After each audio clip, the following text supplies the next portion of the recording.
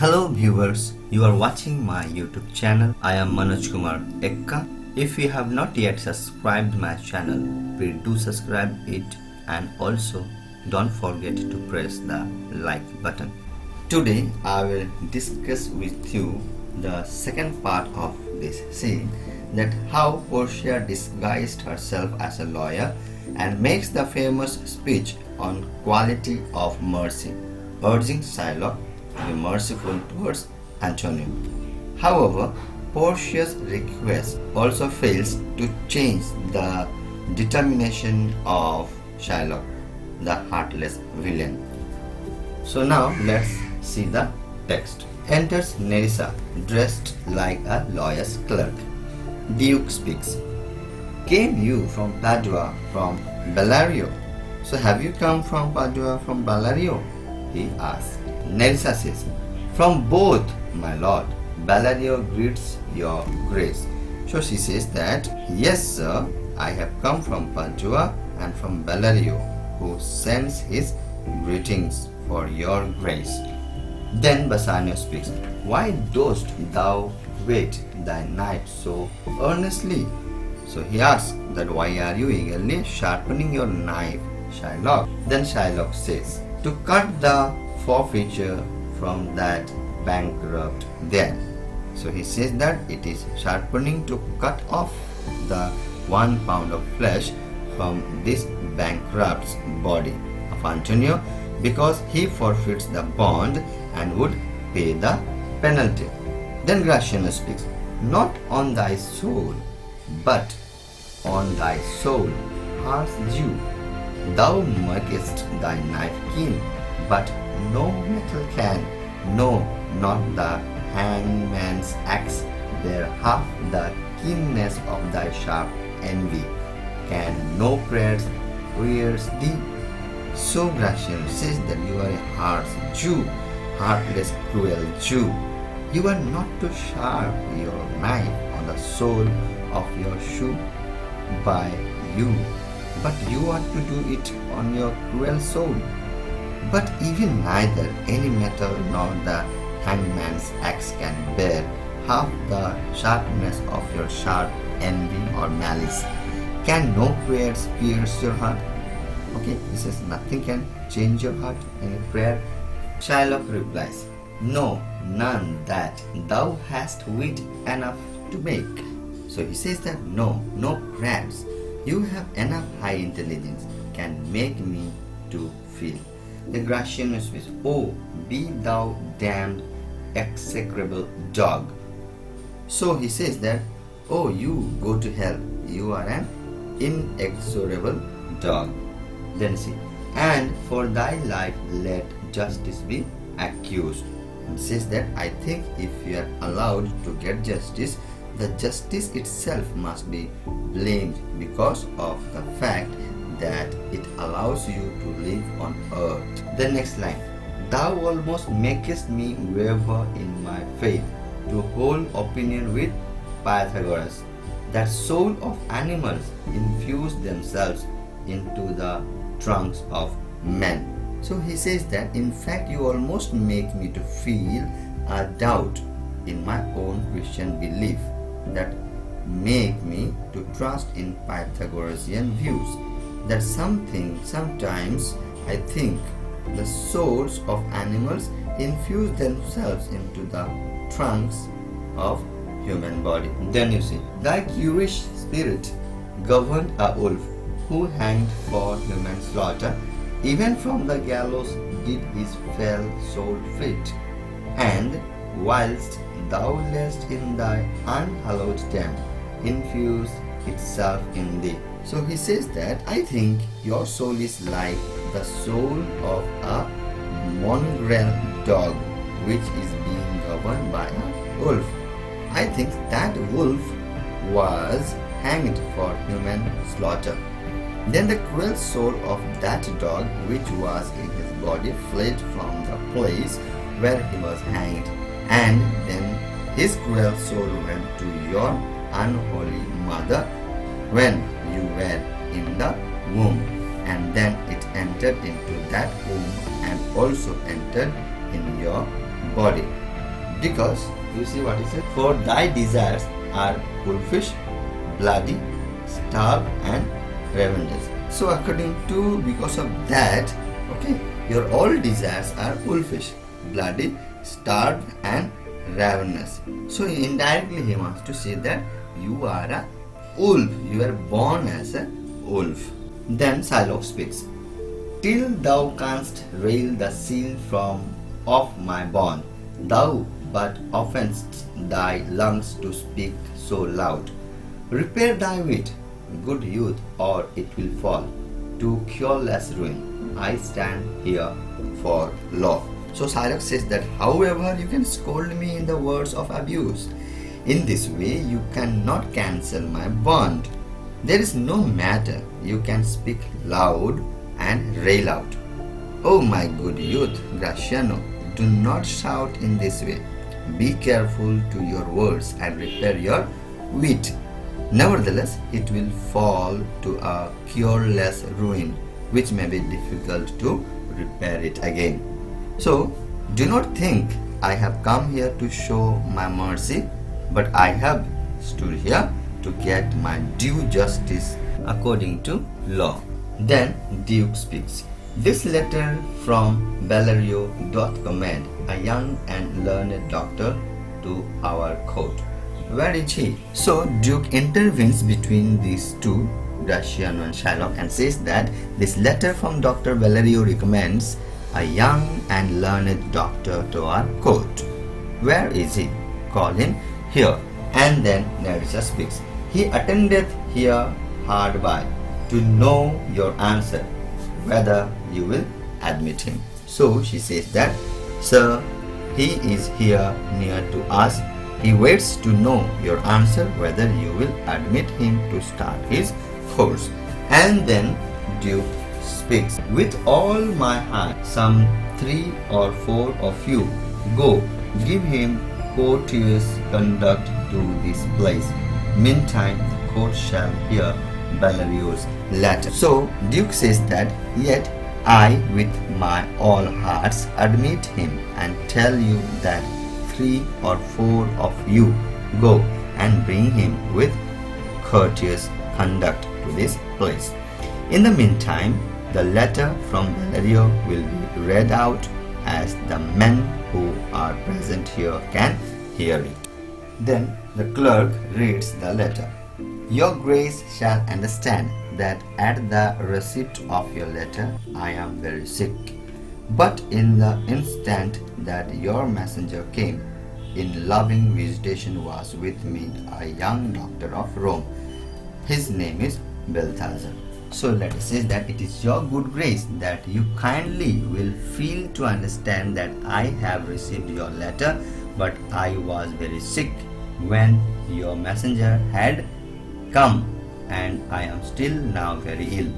At that time a young daughter of Laws came to meet me in a loving visitation from Rome. His name is Balthazar. Then continuation. I acquainted him with the cause in controversy between the Jew and Antonio the merchant. He says that then I had acquainted with the cause in the very controversy between the Jew and Antonio the merchant. Then we turn over many books together. He is furnished with my opinion, which bettered with his own learning, the greatness whereof I cannot enough comment, comes with him at my importunity to fill up your grace's request in my stead.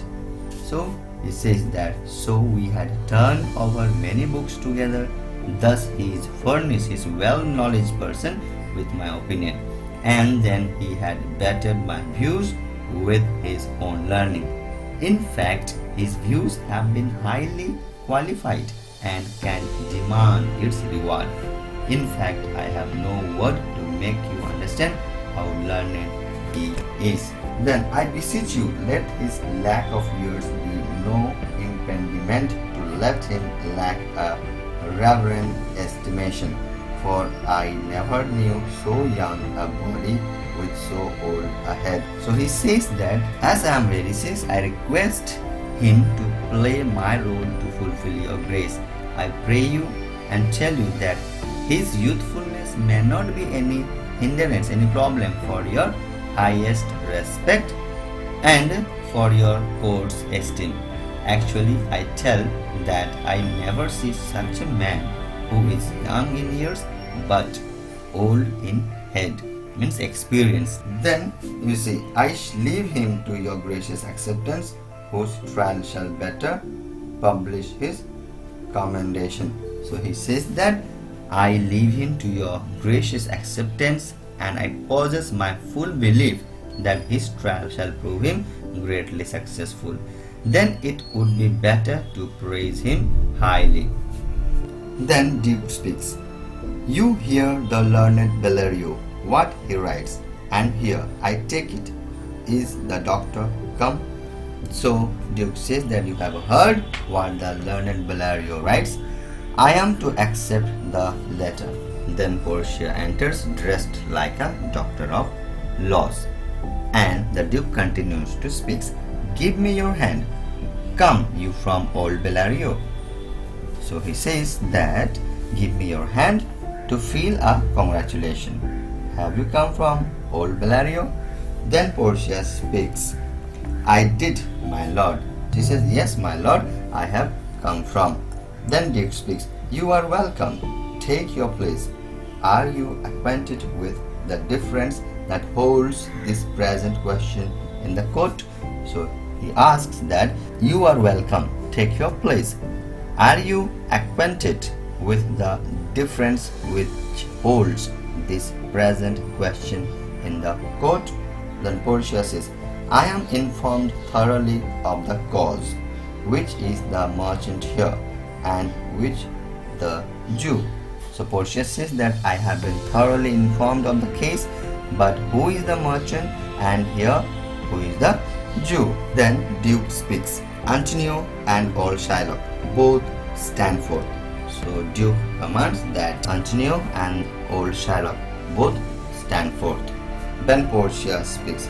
Is your name Shylock? So Portia asks whether it was Shylock. Shylock says, Shylock is my name. So he also replies, yes, I am Shylock. Then Portia, of a strange nature is the suit you follow, yet in such a rule that the Venetian law cannot impinge you as you do proceed. And to Antonio also says, you stand within his danger, do you not? So Portia speaks that Shylock, you are. The lawsuits you have lodged in court has a strange nature in it. But your suit has been made in such a order that the Venetian court cannot find fault with it, and your proceedings is legitimated. So Antonio, you are to stand within the danger of Shylock, are you not? What do you think? This is what she asks. Antonio replies, yeah, so he says. And Antonio says, yes, this is what he says.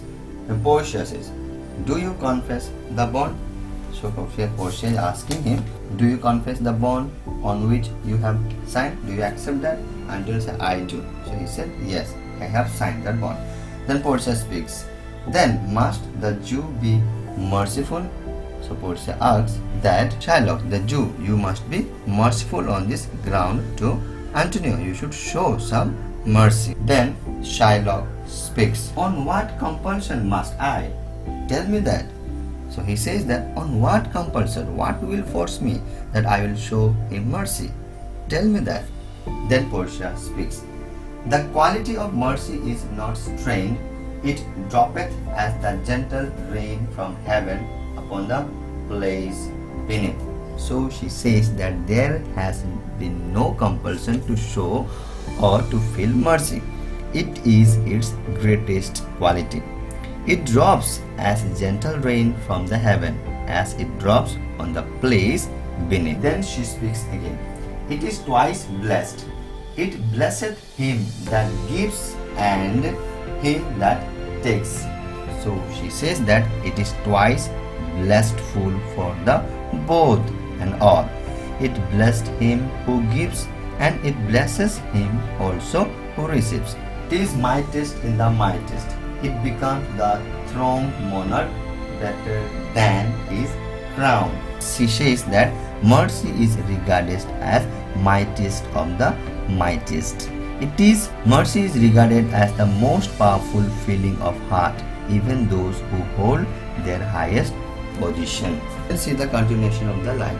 His scepter shows the force of temporal power, the attribute to awe and majesty, wherein doth sit the dread and fear of kings. So it means that the king wears his crown on his head and then he becomes throned monarch.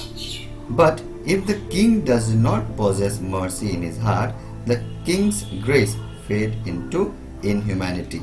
His scepter shows the force of his temporal power and he demands his respect from his subjects through his majesty and supreme authority. Then we see, but mercy is above this scepter's sway. It is enthroned in the hearts of kings. It is an attribute to God himself. So it says that the people respect the king because they are afraid of the king. But mercy is higher than all this. In fact, it is enthroned in the hearts of the kings, and even it is an attribute to God himself. Then the line says, and earthly power doth then show likest God's when mercy seasons justice, and says that when mercy is shown in the justice to soften the rigid demand, it gains God's blessings. Therefore, Jew, though justice be thy plea, consider this, that in the courts of justice none of us should see salvation. And that's why Portia says that therefore the Jew, you are demanding justice and you are rigid on your point, but mercy is more than the justice. So you will consider the merchant. We do pray for mercy, and that same prayer doth teach us all to render the deeds of mercy. So she says that if you consider the merchant, then in fact justice none of us does find out any salvation. We all pray for mercy. We all want to be taught in the lesson of mercy. We'll all try to render the deeds of mercy. Then see the line. I have spoke thus much to mitigate the justice of thy plea, which if thou follow this strict court of Venice must needs give sentence against the merchant. Then, so she says that I have spoken you so much, Shylock, that you shall mitigate your demand. Means make understanding with your demand according to your bond. But if you follow your same rule, same tact of your same demand, this strict court of Venice is bound to pronounce against this merchant who is here. And Shylock says, my deeds upon my head, I crave the law, the penalty and forfeit of my bond. So Shylock is not ready to change, and he says that I know well how to take risk and how to face the actions. As I belong to such legal bond, I crave the law. I want to enforce the penalty because he has forfeited my bond. Then Portia says, is he not able to discharge the money? So is he not able to give you back the money? That's why you're telling that. Then Bassanio speaks, yes, here I tender it for him in the court. Here, twice the sum. If that will not suffice, I will be bound to pay it 10 times over, on forfeit of my hands, my head, my heart. So Bassanio is very much irritated and very much angry. So he jumps and speaks that, as yes, I wanted to give him the money in this court. Yes, I must pay twice of the sum which was borrowed from him. But if it is not thought to be sufficient, I must pay it 10 times. I am ready to pay for that 10 times. If I cannot do it, I confess I will give away my hands, my head and my heart also. Then see the next line. If this will not suffice, I must appear that malice bears down truth. And I beseech you, rest once the law to your authority, to do a great right, do a little wrong, and curb this cruel devil of his will. So Bassanio is very much upset, and he says then, if this is not sufficient for the Jew, It must prove that the Jew is being led by his malice against Antonio. It is the real truth. Oh, on this respect, I request you to rest once, that is, to divert for one time the law of your authority. I request you will do this wrong, one, because of doing a great right, one, and in this way you would be able to restrain this cruel devil from his malice ill. Then Portia speaks. It must not be. There is no power in Venice can alter a decree established. So Portia says that it must not be, should not be. There is no power in Venice which can alter, which can change an established decree, established rule. Then see the next line. It will be recorded for a precedent and many an error by the same example will rush into the state. It cannot be.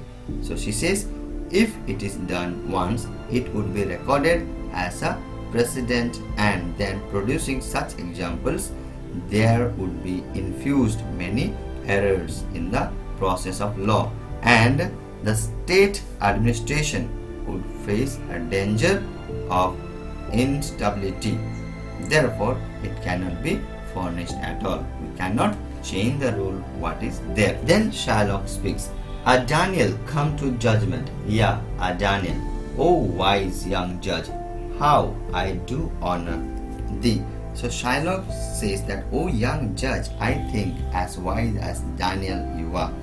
So Daniel, a representative from Greek mythology, a young youth sent by God on the earth to give judgment against the elder. So he says, in fact, he is a young Daniel. O judge, how I do honor you, I do respect you. Then Portia speaks. I pray you, let me look upon the bond. So she says that I pray, let me look upon the bond. What is there? Then Shylock speaks. Here it is, most reverend doctor. Here it is. So he gives to Portia and says, oh, your pleasure. Here it is. You are a most respected doctor of law. So you see, you are really. Then Portia says, Shylock, there is thrice thy money offered thee. He says that, Shylock, you are offered 3 times of your principal amount debt which Antonio owes to you. Shylock says, an oath, an oath. I have an oath in heaven. Shall I lay wagery upon my soul? No, not for Venice. So Shylock says that, dear judge, I have sworn, I have taken a promise, I have taken an oath by heaven that I will receive nothing but bond. What I will say you, sir, shall I commit a perjury upon my soul? That is, sir, I cannot break my oath if I am offered the whole wealth of Venice. Then Portia speaks. Why, this bond is forfeit, and lawfully by this the Jew may claim a pound of flesh to be by him cut off, nearest the merchant's heart.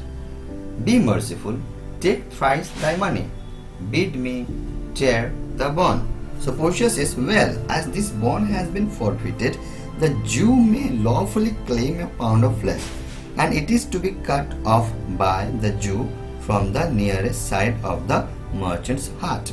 But Shylock, be merciful and take money 3 times of his principal amount, and then allow me to tear the bond and rectify. Let it be, she suggests. Then Shylock says, when it is paid according to the tenure, it doth appear you are a worthy judge. So he says, you have the right to tear the tenure bond when the penalty would be paid. It appears that you are a worthy judge, and you know. Then he continues, you know the law, your exposition hath been most sound. I charge you by the law, whereof you are a well-deserving pillar, proceed to judgment.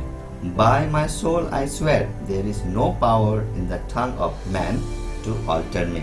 I stay here on my bond. So he says that it appears that you are a worthy judge, and you know the law well, and your exposition, that is your understanding of the case, has been most sound. And I confess by the law that you are a well-deserving pillar of law. and you are capable to proceed and deliver good judgment. Dear judge, by my soul I swear that there is no power in the tongue of a man which can alter, which can change me from my demand. I do not want to hear any tongue, but I have a rigid standpoint on my bond. Then Antonio speaks. Most heartily I do beseech the court to give the judgment. And Antonio says, most heartily I do pray to the court that as if it give the judgment, and there is no way to be rescued. So Portia says, why then thus it is? You must prepare your bosom for his knife. So Portia says, well then, it is the time. You have to prepare your bosom for Shylock's knife. Then Shylock says, O noble judge, O excellent young man. So Shylock is very happy and says, O judge, noble judge, oh, an excellent young man, as an erudite judge, you are a so good judge. Then Portia speaks, for the intent and purpose of the law hath full relation to the penalty, which here appeareth due upon the bond. So Portia says, according to meaning and the scope of the law, the bond is legal and it has to apply the penalty in a full rate. It has been appeared in the bond. And then Shylock speaks, it is very true, O wise and upright judge, how much more elder art thou than thy looks. So Shylock says, it is very true, you are really a wise and upright judge. How much more older are you than your young look? You look so young, and but your thoughts, your judgments are like that of a very old-aged, experienced judge. Then Portia speaks, therefore lay bare your bosom. And he says, therefore Antonio, you are to open your bosom. Then Shylock, yea, his breast. So says the bond, doth it not, noble judge, nearest his heart. Those are the very words. So Shylock says, oh, he would give me his breast. That is what the bond refers to. But, my noble judge, does it not? There are the very words in the bond, nearest his heart. Portia, it is so. Are there balance here to weigh the flesh? So Portia says, it is so. Have you brought the balance, means where we measure the amount, scale, here to weigh the flesh? Shylock, I have them ready. And Shylock says, yes, I have brought already. So far we have seen that everything is on the side of Shylock. Even Portia is speaking now on the side of Shylock. Then in the next part, in the third section, we'll see how the case turns against Shylock. And then the ring episode that will be followed. So I have this much only for today. See you in my next video, the third part of Act 4 Scene 1. Thank you very much. God bless you.